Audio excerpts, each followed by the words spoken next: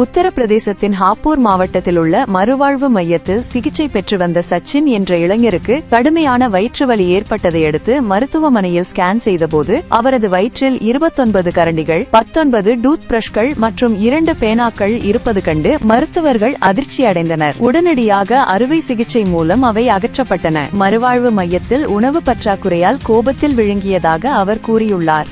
இலங்கையில் நிகவெரட்டிய பகுதியில் உள்ள புத்த மடாலயத்திற்கு செல்லும் வழியில் கேபிள் கார் அருந்து விழுந்து விபத்துக்குள்ளானதில் 7 துறவிகள் உயிரிழந்தனர். மேலும் 6 பேர் படுகாயங்களுடன் மருத்துவமனையில் அனுமதிக்கப்பட்டுள்ளனர். உயிரிழந்தவர்களில் ஒரு இந்தியர், ஒரு ரஷ்யர் மற்றும் ஒரு ருமேனிய நாட்டவர் அடங்குவார்கள் என போலீசார் தெரிவித்துள்ளனர். அமெரிக்க அதிபர் டொனால்ட் ட்ரம்ப் அமெரிக்காவில் இறக்குமதி செய்யப்படும் மருந்து பொருட்களுக்கு 100% வரி விதிக்கப்படும் என்று நேற்று அறிவித்துள்ளார். இந்த வரி விதிப்பு அக்டோபர் 1ஆம் தேதி முதல் அமலுக்கு வருகிறது. இருப்பினும் அமெரிக்காவில் உற்பத்தி ஆலையை அமைக்கும் வெளிநாட்டு நிறுவனங்களுக்கு இந்த வரி பொருந்தாது என தெரிவித்துள்ளார். இந்த நடவடிக்கையால் அமெரிக்காவில் மருந்துகளின் விலை 2 மடங்காக உயர வாய்ப்புள்ளது.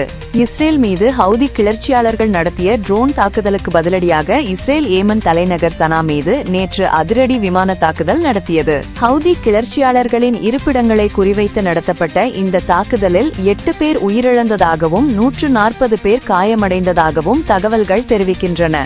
பிரேசில் நாட்டின் சாவோ பாவ்லோ மாகாணத்தில் உள்ள டொயோட்டா கார் உற்பத்தி ஆலையை கடந்த செவ்வாய் மற்றும் புதன்கிழமைகளில் புயல் சூறையாடியுள்ளது. இதனால் பலத்த சேதம் ஏற்பட்டு கார் உற்பத்தி பெருமளவில் பாதிக்கப்பட்டுள்ளது. புயல் தாக்குதலில் 30 தொழிலாளர்கள் காயமடைந்த நிலையில் அக்டோபர் 16ஆம் தேதி அறிமுகப்படுத்த திட்டமிடப்பட்டிருந்த யாரிஸ் கிராஸ் புது மாடல் கார் வெளியீடு காலவரையின்றி ஒத்திவைக்கப்பட்டுள்ளது.